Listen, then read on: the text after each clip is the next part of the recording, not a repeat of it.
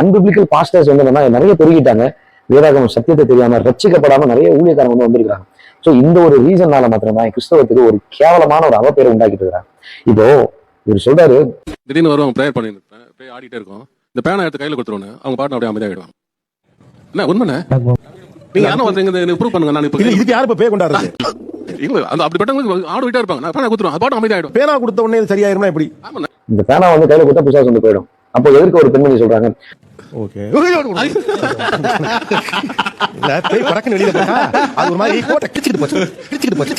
இல்ல எனக்கு என்ன புரியல, இப்ப நீங்க சொல்லியே சிரிச்சுட்டு தான் சொல்றீங்க, சீரியஸாவே இல்லையே. ஒரு பேனா வழியா எப்படி பேய் போகும்?